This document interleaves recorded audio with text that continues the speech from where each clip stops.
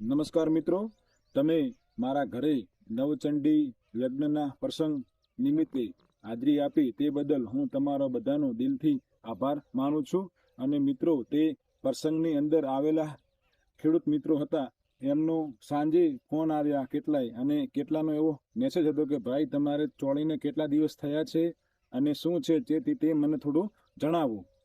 મિત્રો, ચોળીનું વાવેતર હતું કરેલું 25/11, તો તે પ્રમાણે આપણે દિવસની વાત કરીએ તો અંદાજિત 128 દિવસ આસપાસ થાય છે. અને છેલ્લા 60થી 65 દિવસથી અમારે ચોળીનો પાક લગાતાર વીણવાનો ચાલુ છે.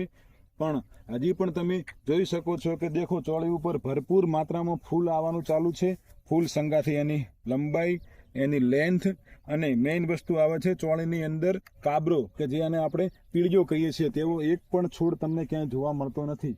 તો મિત્રો, એના માટે તમારે ધ્યાન રાખવાની બાબત એવી હોય છે કે તમારે એની અંદર પાણી આપવાનું હોય તે લિમિટમાં આપવાનું હોય છે, ન વધારે કે ન ઓછું. અને બીજું, છોડને જ્યારે જ્યારે જોવે ત્યારે તમારે એની અંદર મિક્સ માઇક્રોન્યુટ્રન આપવાનું હોય છે. અને તમે જો ધ્યાનસર અને ટાઈમસર બધું મેનેજમેન્ટ સારું કરો તો તમારો ચોળીનો પાક એવું નથી કે ભાઈ 120 દિવસમાં પૂરો થાય, પણ તમે ન ધારો તેટલા લાંબો સમય પણ તમે ચોળીમાંથી ઉત્પાદન લઈ શકો છો. તો મિત્રો, આ ચોળીના પાકની એકની વાત હું કરતો નથી, પણ એના વગર મારે બીજા જે પાક છે એ હું તમને આવતા મારા બીજા વિડીયાની અંદર વાત કરીશ. તો મિત્રો, તમારે પણ ચોળીનો પાક સારો ઉત્પાદન લેવું હોય તો અમારો કોન્ટેક્ટ કરો, અને ટાઈમ હોય તો અમારા ફોર્મની વિઝિટ કરો.